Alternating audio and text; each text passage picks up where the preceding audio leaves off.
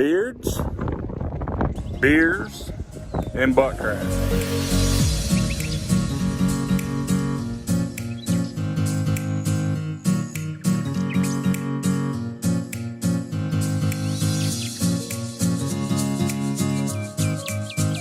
It's been a while since I've been on here. Been way too busy. So welcome back to Beards, Beers, and Butt Cracks. Like I said, I run short on funds for the old drag car, drift car. It's still sitting over there, trying to get it ready to go. And can't tell, my hair's kind of growed out here in the wind. But I still have it. Get that sun out of there. I still have the car. Still, I had footage of it when we were working on it, and I'll flip the camera around where we were taking the wiring harness out, getting it pulled back. Like I said, it's still in the makings. It's just funding runs slow, so I can't do anything. So I've sat back and just let it sit here.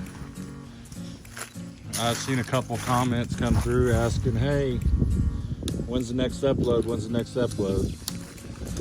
Well, like I said, it's not enough time. I was hoping with my job change that I was able to get more time to do stuff. Got hit with a wind hailstorm, which took out my pergola. I've had to replace it, do stuff like that. Here's the new pergola. We're back on the Yukon.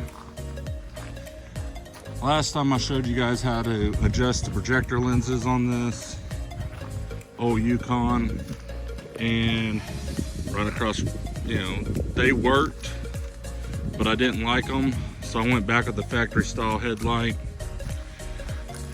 I want to get this fixed up. Neglect putting stuff on the back burner, and when it got in a wreck, we replaced it with the old cheap hood. Never got it painted. Had that primer black on there, and haven't moved further with it. The front bumper cover needs to be replaced, so I do want to focus on putting some money into this. But today we are going to show you how to replace good old Riley's Auto Parts outer tie rod end. Okay, outer tie rod ends are the driver's side's bad, and I went ahead and purchased the inner tie rod end, which is right here. I started setting up and doing stuff. This is the inner, the other one's the outer.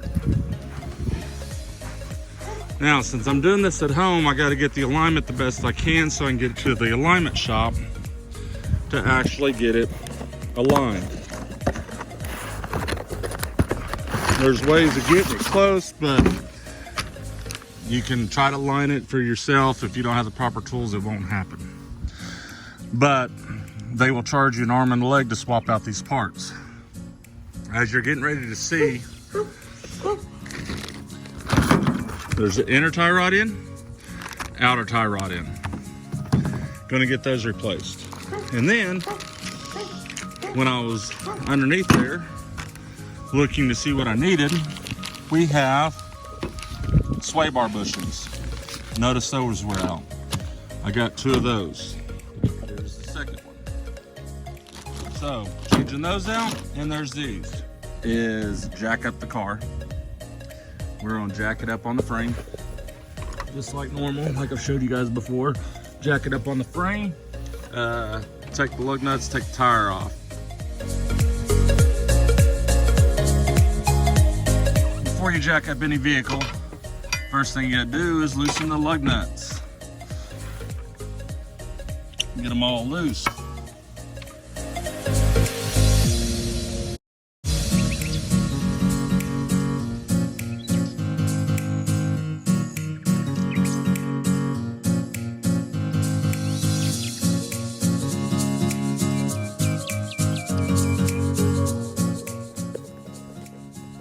All right, what I'm doing here is shaking in and out. See how the tire shakes a little bit? Just a little bit. I can feel the movement in the inner or outer tie rod ends. And you do the same up and down.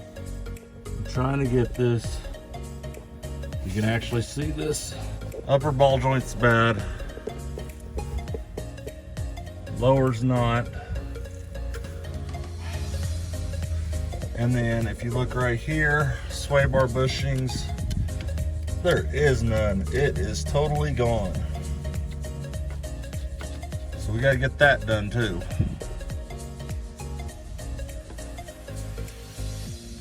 This side's worse. If you look at it, nothing. That bolt is just hanging down there. The top bushing is totally gone. But we gotta get it pulled out. All right, we got the front tire off now. We are getting ready to replace or pull off the inner and outer tie rod ends. Okay. You gotta pull this bolt off, which will loosen up the outer tie rod end. Get it knocked out and the inner. Now they do have a small clip right here for this clamp here. All right, we got it off. Get that pulled off. This inner is not, I can feel a little play. I mean, very slightly little play in there, but it just hangs. I got the parts, I'm replacing it. Okay, got it broke loose. Got the old one out. Now we gotta take the outer off and and replace it.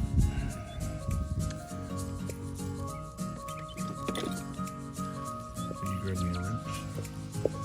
Start, stop.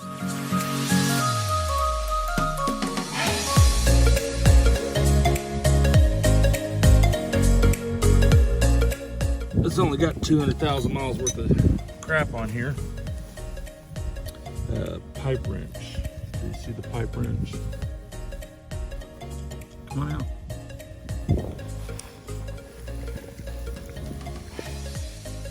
The way a pipe wrench works is when it's called a pipe wrench because it's for pipes. But as you put this on here, you tighten it down, but the jaws are slanted. So as you push down on it, it grabs even tighter.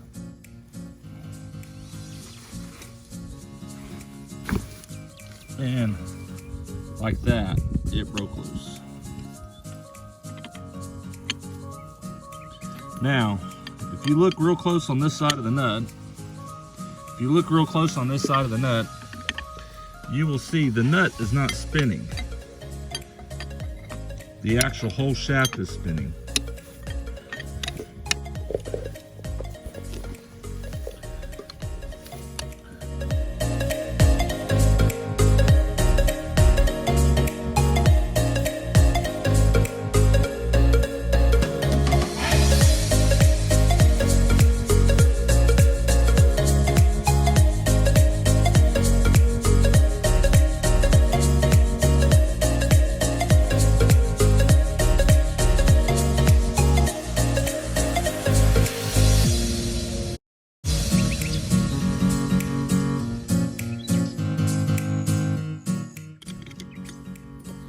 To get the nut loose.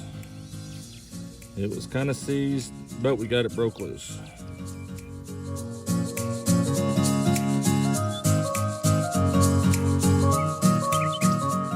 I have that somewhat pre-measured out.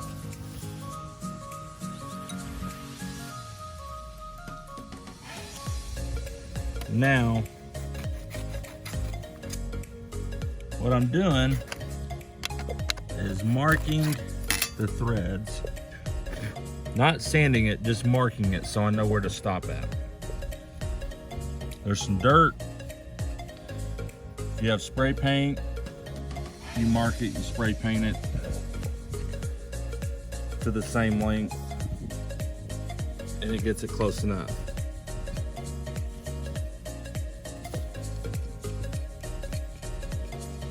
Take all this back out.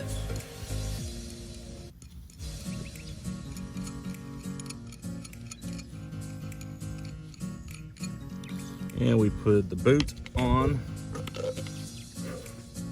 Now we got grass in here. Get the grass out. This does have grease in there.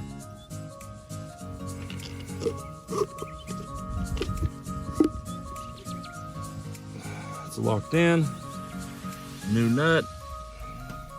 We have to put this in there. Yes, thank you. Oh, Junior's sitting here saving the day. You don't want to watch me sit here and put it and take it apart. Run the nut down.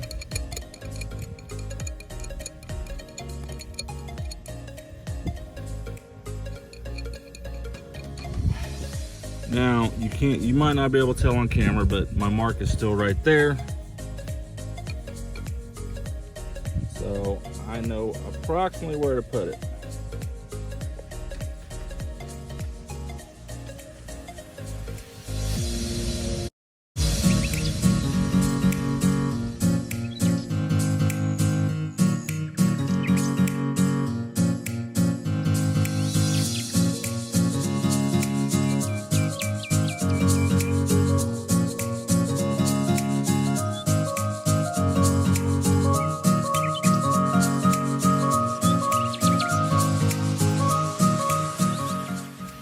Spray paint, it's really the best thing to use instead of some dirt or rust off a trowel.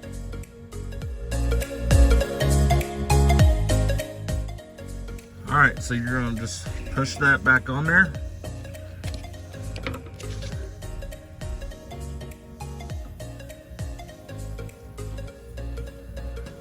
Don't twist by this, that's loose. Twist by that. Is it started? I have no idea. You should feel it start. Okay. Okay. There. That is started. So grab your hand right here and sit there and spin it.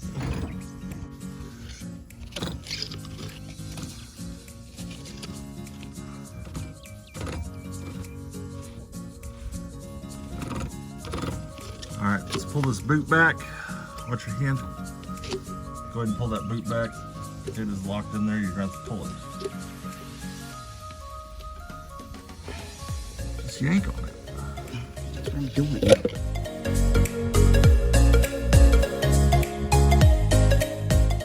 All right, there she is. He got her wound up there. Now, I don't have a BFW.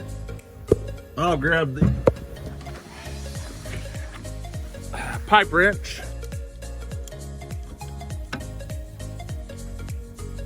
Put the pipe wrench on.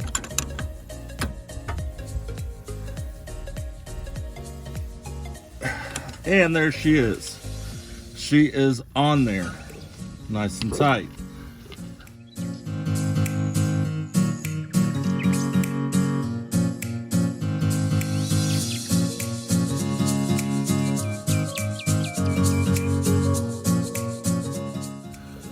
Get them the pair of needle nose, slide that on.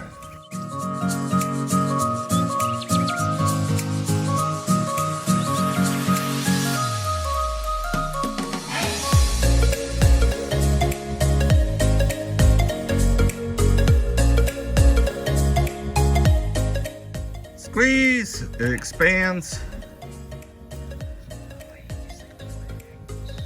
Then you get regular pliers. Squeeze.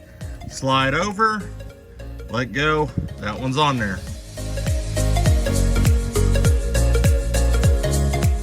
Anyways, I get a pair of zip ties, a pair of dikes, cut the end, nice and clean.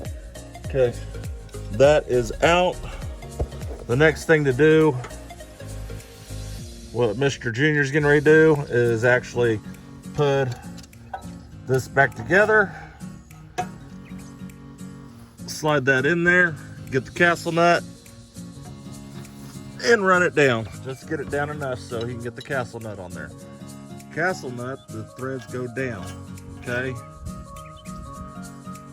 Then he'll grab the zip with a size 22. And gonna trap the thread, so that is no longer good. Yep. $60 part, toast. But if you have a file and some more time, you can straighten out the threads.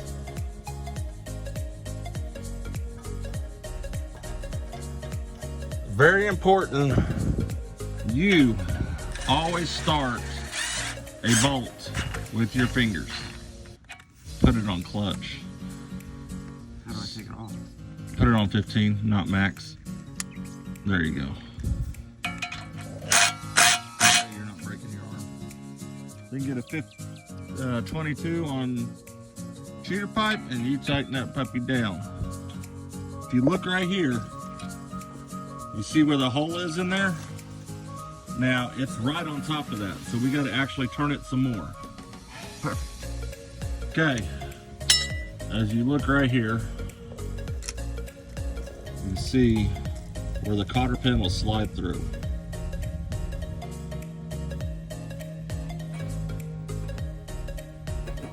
What the cotter pin does is it holds the castle nut from going anywhere. We've got that done. We're about to take it for a test drive. What we have concluded is the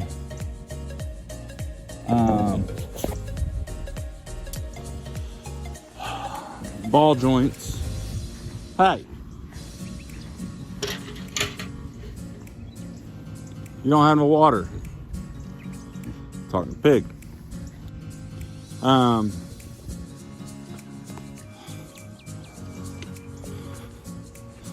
Let's take this for a test drive.